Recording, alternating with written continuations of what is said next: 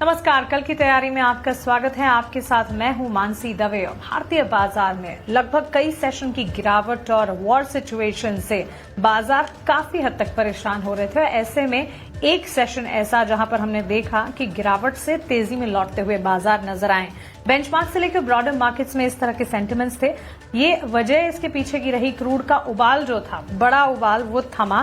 कच्चे तेल की चाल जो है वो थमती हुई दिखी और उसी की वजह से हमने देखा 24,260 के स्तर के पास निफ्टी ने क्लोजिंग दिखाई। 930 अंकों की दमदार तेजी हमने बैंक निफ्टी में देखी। वहीं 56,950 के लेवल से बैंक निफ्टी में भी क्लोजिंग देखने को मिली। बैंकिंग, फाइनेंशियल शेयरों में तेजी थी और इस तेजी से बाजार को सपोर्ट मिलता हुआ दिखा। क्रूड का इंपैक्ट जो है ओवरऑल मार्केट पर देखने को मिला और इसी के चलते हम कल जो डिस्कस कर रहे थे कि क्रूड रिलेटेड सेक्टर्स जहां पर बिकवाली ही बिकवाली थी, क्योंकि कच्चे तेल की चाल ही हमने देखी $118 प्रति बैरल, वहां से वो गिरावट जो है वो छटती नजर आई, क्योंकि क्रूड की कीमतों में हमने देखी गिरावट। एविएशन, पेंट, टायर शेयर्स को राहत मिली और तमाम सेक्टर से जुड़े हुए स्टॉक्स जो क्रूड रिलेटेड फैक्टर्स हैं वहां पर हमने देखा कि जो बड़ी गिरावट थी वो थमती हुई नजर आई। हालांकि केबल स्टॉक्स थे, जो कॉपर में तेजी थी, इसके चलते केबल स्टॉक्स में हमने एक इम्पैक्ट देखा। ऑयल मार्केटिंग कंपनियों में हमने देखा कि क्रूड की नरमी से एक्सप्लोरेशन कंपनियां, मार्केटिंग कंपनियों में एक इम्पैक्ट डाउन ट्रेंड्स का देखने को मिला। ओवरऑल मार्केट का सेटअप ठीक रहा, अच्छा कह सकते हैं। फार्मा ने डिफेंसिव की भूमिका निभाई और बाजार को संभालने का काम किया। और उसके अलावा भी जो सैड फेज था मार्केट का कि हर रोज टूट ही रहा है, गिर ही रहा है, वहां से एक ऐसा सेशन जहां पर बाजार ने थोड़ा बहुत रनअप दिखाया। अब इस रनअप पर कितना भरोसा करना है, क्या यहां से आगे इसी तरह की स्थिति रहेगी या नहीं, कल के सेशन के लिए आपकी तैयारी क्या होनी चाहिए, इस पर आगे बातचीत करेंगे और आपके सवालों को भी शामिल करेंगे इस खास पेशकश में। सवाल पूछने का तरीका आप जानते हैं, आपके टीवी स्क्रीन पर हमारे सोशल मीडिया हैंडल लगातार फ्लैश होंगे, संपर्क कीजिए। कोशिश करूंगी बाजार से जुड़े आपके सवालों को शामिल कर पाऊं। इसी के साथ हमारे मार्केट एक्सपर्ट्स को भी जोड़ लेते हैं। पीएचडी कैपिटल के फाउंडर और सीईओ प्रदीप हल्दर हमारे साथ जुड़ गए हैं और साथ ही हमारे साथ कुणाल परार है, चॉइस इक्विटी ब्रोकिंग के vice president technical research. Pradeep, Kunal, बहुत स्वागत है आपका ईटी नाउ स्वदेश पर। अपना समय हमें देने के लिए आपका शुक्रिया। कुणाल, शुरुआत आपसे करना चाहेंगे, बताइए कैसे देखा आपने, रीड किया आपने लास्ट ट्रेडिंग सेशन को? क्या आपको लगता है कि एक दिन का जो ये एक तरीके से राहत बाजार ने दिखाई वो इंटैक्ट रहेगा, या फिर यहां से अभी भी इसी तरह के कंटिजेंट सिनेरियोज जो हैं वो पॉसिबल है, अनसर्टेनिटीज जारी रहेगी?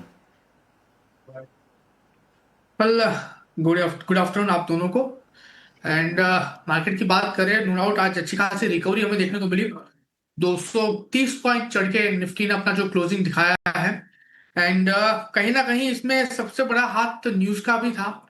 जो स्टेटमेंट आया था अमेरिका की ओर से that war is about to end, and जिसके बेस पे एक अच्छी खासी मोमेंटम हमें देखने को मिली। उसका ही नहीं, जो क्रूड ऑयल में जो हमें गिरावट देखने को मिली एंड उसके बेस पे ये जो उछाल हमें देखने को मिला है। सो नो डाउट दोनों चीजों का आज मार्केट ने सही तरीके से एंजॉय किया है। बस यहाँ पे कंसर्न एक ही था कि 24,200 के ऊपर एक बार मार्केट सस्टेन हो जाए, तो वो भी हो गया। सो एक अच्छी खासी बाउंस बैक एक्सपेक्टेशन कर सकते हैं हम यहाँ से 24,400 24,500 तक। एंड लोअर लेवल पे जो सपोर्ट आ रहा है फिलहाल वो रहेगा आपका 24,000 का। हाँ, ना ये लेवल हमें डेफिनेटली देखने को मिल सकता है अनलेस एंड अनटिल ऐसी कोई इवेंट ना हो जाए, जो इवेंट पहले हुई थी कि वॉर खत्म हो रही है, अब हमला नहीं करेंगे, और उसके बाद हमला कर दिया था, वॉर और गहरी करेंगे। सो ऐसी कोई अगर इवेंट नहीं होती है तो मुझे लग रहा है कि अच्छी खासी स्मार्ट बाउंस बैक हमें निफ्टी में आने वाले दिनों में देखने को मिल सकती है। 24,400 24,500 के लेवल का एक्सपेक्टेशन रखा जा सकता है। लोअर लेवल पे सपोर्ट आपका रहेगा 24,000 का। ओके, तो चलिए इंडेक्स पर ये एक नजरिया फिलहाल बनता हुआ दिख रहा है। और प्रदीप, आपका भी स्वागत है। बताएं कैसे देख रहे हैं आप बाजार को? हम वही सोच रहे थे कि आखिरकार ये सिचुएशन संभलती कब दिखेगी। लगातार हमारे व्यूअर्स को हेल्प भी कर रहे थे, आप जैसे एक्सपर्ट्स नेविगेट करवा रहे थे और बता रहे थे कि क्या कुछ करना चाहिए उन स्तरों पर। अब यहाँ से आगे आपकी राय क्या होगी? जी हाँ, very good afternoon to both of you and ET Now स्वदेश के जितने भी दर्शक है सबको। एक स्टैंडर्ड डिस्क्लेमर देना मैंडेटरी होता है। जितने भी स्टॉक्स या इंडेक्स को लेकर मैं बात करने वाला हूँ, कोई भी स्टॉक्स या इंडेक्स में हमारा कुछ भी पोजीशन नहीं होता है। नो कॉन्फ्लिक्ट ऑफ इंटरेस्ट, ऐसा ही कुछ राय हम क्लाइंटों को भी देते हैं। हो सकता है कुछ कॉल उनके पास हो, हमारे पास नहीं है। देखिए, ऑलरेडी हमने कल देखा कि जिस तरीके का एक गैप डाउन हुआ था मंडे को, उसके बाद ओवरऑल दिन में एक रिकवरी था। वो रिकवरी आज भी गैप अप ओपनिंग के होने के बाद कंटिन्यू रहा है। जिस तरीके से क्रूड का प्राइस कहीं ना कहीं $115 के ऊपर चला गया था, वहां से थोड़ा बहुत हमने देखा कि नीचे आया।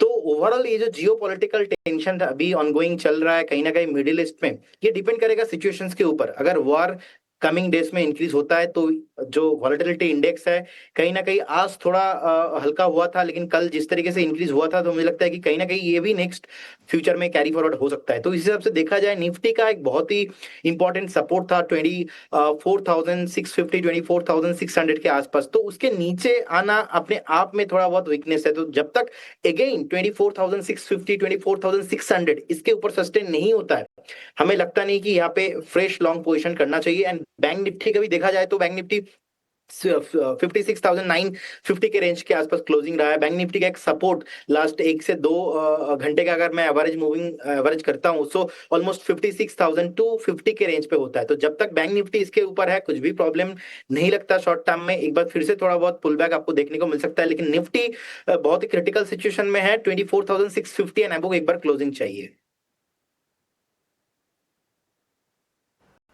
एब्सोल्युटली। तो चलिए इंडेक्स पर ये एक नजरिया हमने जाना हमारे दोनों ही एक्सपर्ट से। अब शुरुआत करते हैं सवालों के जवाब की। और सवाल अगर देखें, पहला सवाल अजय मोदी का है। कुणाल, टाटा टेक्नोलॉजीज पर खरीदारी की है इन्होंने, 100 शेयर्स खरीदे हैं टाटा टेक्नोलॉजीज के, और अपने एंट्री लेवल जो है टाटा टेक्नोलॉजी में वो 900 के बता रहे हैं। एक बार देखते हैं लास्ट क्लोज टाटा टेक का 570 के लेवल इन्होंने ऊपर के दाम पर खरीदे हैं, जिसके चलते नुकसान भी झेल रहे हैं ये। लेकिन ऑल इन ऑल स्टॉक में हमने देखा एक move towards upside last session में देखने को मिला है। और कह सकते हैं पिछले दिनों कुछ न्यूज फ्लोज भी थे जिससे के चलते टाटा टेक्नोलॉजी फोकस रेडार पर थे। और पिछले साल ही कंपनी ने कुछ एक्विजिशंस भी किए जिसके चलते फोकस में रही कंपनी। आपकी राय क्या होगी?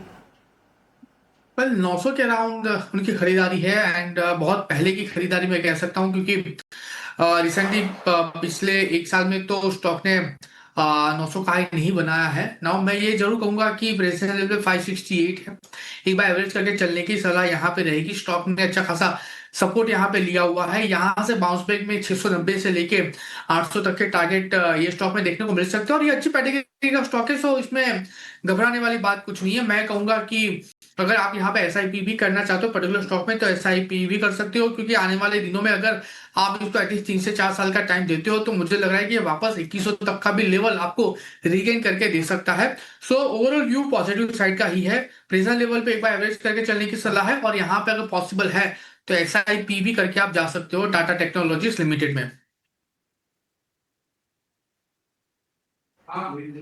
ठीक है, तो चलिए एक स्ट्रैटेजी आपको बता दिया किस तरह से एसआईपी के जरिए भी आप यहाँ पर एंट्री अपॉर्चुनिटी या फिर अपना निवेश जारी रख सकते हैं। इसकी राय भी कुणाल ने हमें बताई है। एक और सवाल है सुष्मिता सिंह का, ये त्रिवेणी इंजीनियरिंग पर सवाल है। प्रदीप, आपसे जानना चाहेंगे, करीब 4,000 शेयर्स इन्होंने खरीदे हैं त्रिवेणी इंजीनियरिंग के, और ये अपने एंट्री लेवल जो है वो बता रही हैं 494 के। 494 के करीब 4,000 शेयर्स है। इतनी बड़ी मात्रा में शेयर्स खरीदे हैं, वहां से स्टॉक टूटा है 372 के लेवल। नुकसान भी झेल रही होंगी, भले ही बहुत बड़ा गिरावट उनकी खरीद के लेवल से अभी तक नहीं आई है, लेकिन फिर भी इतनी बड़ी मात्रा में खरीदारी है, तो राय क्या होगी? देखिए कहीं ना कहीं मुझे लगता है कि पोजीशन साइजिंग उनका बहुत ही ज्यादा हो चुका है। इनफैक्ट स्टॉक में भी एक रेसिस्टेंस है ऑलमोस्ट 404 एंड 405 के रेंज पे। जिस तरीके से रिसेंटली सपोर्ट ब्रेक किया था ऑलमोस्ट 385 के रेंज पे, मैं समझता हूं कि एक बार आपको 352 के आसपास का एक स्टॉप लॉस मेंटेन करना चाहिए, क्योंकि 352 में लास्ट टाइम भी सपोर्ट लिया था। अगर बाई चांस 352 ब्रेक होता है उस केस में स्टॉक 325 315 भी आ सकता है। तो until cross again of 405 level मुझे लगता है कि उनको एक बार स्टॉप लॉस के साथ बने रहना चाहिए, नीचे एवरेज नहीं करना चाहिए, और फ्रेश बाय भी किसी को भी नहीं करना चाहिए अभी। फ्रेश बाइंग से तो दूर ही रहना है, और एक तरीके से कोई आउटलुक फिलहाल पॉजिटिव नहीं है त्रिवेणी इंजीनियरिंग पर। एवरेजिंग के बारे में भी बिल्कुल मत सोचिएगा। एक और सवाल है मिस्टर प्रजापति का, टाटा मोटर्स पैसेंजर व्हीकल पर। कुणाल, आपसे एक टेक जानना चाहेंगे। एक तो एविएशन प्ले पर आपकी राय क्या है, और ये सवाल की अगर बात करें, इन्होंने खरीदारी की है 120 शेयरों की टाटा मोटर्स पीवी की, 429 अपने एंट्री लेवल बता रहे हैं, 344 का लास्ट क्लोज है। पिछले कुछ सेशन में स्टॉक परफॉर्म नहीं कर रहा था, लेकिन लास्ट ट्रेडिंग सेशन में मजबूती पर क्लोज हुआ है करीब 4% के गेन्स के साथ। टाटा मोटर्स पैसेंजर व्हीकल की बात करें, उनकी 429 के अराउंड की खरीदारी है। फिलहाल जो स्टॉक ट्रेड हो रहा है 345 के अराउंड है। नाउ यहाँ पे डेफिनेटली ये स्टॉक को लेकर जो व्यू है पॉजिटिव साइड का, ये आने वाले दिनों में काफी अच्छा परफॉर्म कर सकता है। ओवरऑल सेंटीमेंट खराब था मार्केट का, इसलिए ऑटो सेक्टर में हमें यहाँ पे एक वीकनेस आती हुई देखने को मिली है। बट अगर ये कंपनी का फ्यूचर की बात करो, तो जिस हिसाब से टाटा मोटर्स ने अपनी flagship car Tata Sierra launch की है, प्लस हाइपेरियन इंजन के साथ हैरियर और सफारी जो लॉन्च की है, इसका डेफिनेटली इम्पैक्ट आने वाले दिनों में टाटा मोटर्स के स्टॉक में हमें देखने को मिल सकता है। जो व्यू है पॉजिटिव साइड का है। प्रेजेंट लेवल पर आप इसको होल्ड करके चल सकते हो। 345 के अराउंड अगर आपको एवरेज भी करना है, आप एवरेज भी करके जा सकते हो। लो लेवल पे 320 का एक ऐसे मेंटेन करना। टारगेट की बात कर लेते हैं, 400 का पहला टारगेट, 400 जैसे ही ब्रेक होगा 420 तक के भी लेवल आपको ये स्टॉक दिखा सकता है।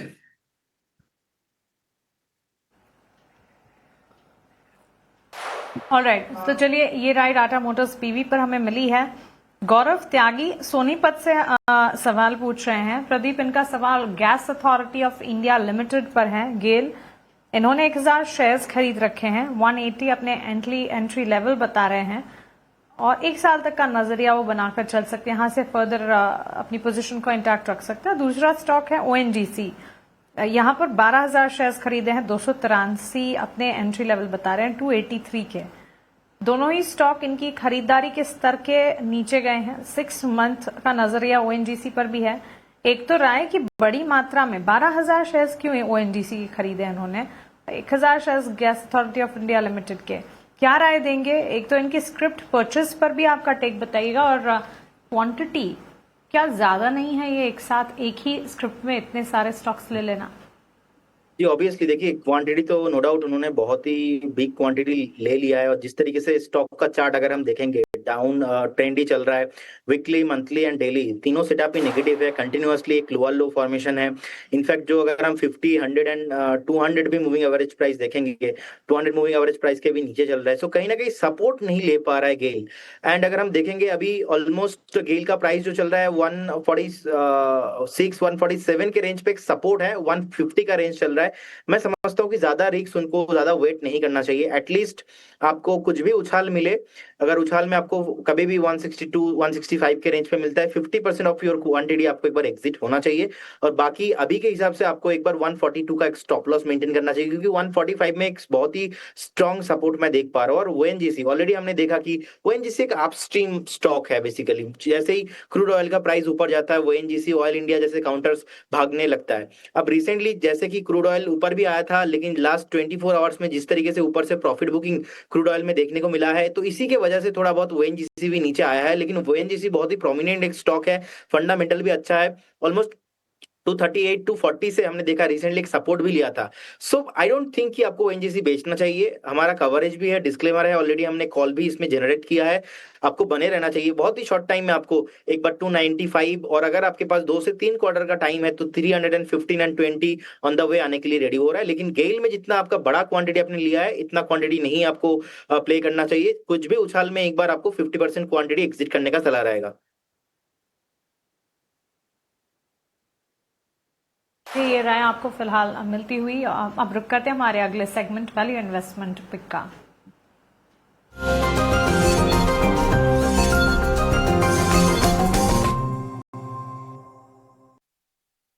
शुरुआत आपसे करना चाहूंगी, बताएं क्या होंगे वीआईपी शेयर आज के लिए?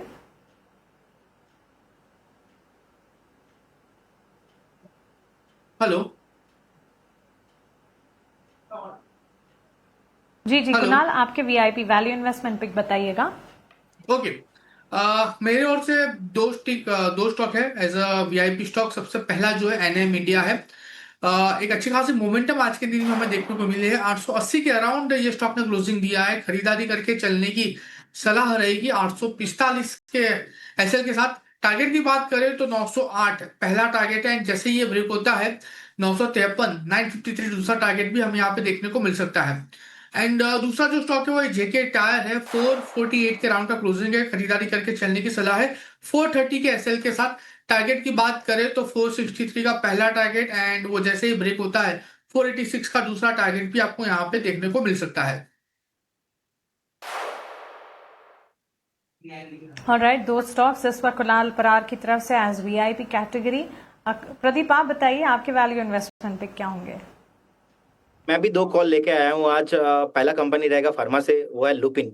लुपिन पे कहीं ना कहीं एक काप एंड हेल्डेड फॉर्मेशन बन रहा है। इनफैक्ट 2015 का ब्रेकआउट था, उसके ऊपर सस्टेन भी हो रहा है। तो लुपिन करंट जोन से बाय करने का सलाह रहेगा। पोजिशनल व्यू है। पहला टारगेट यहाँ पे 2550, सेकंड टारगेट 2780।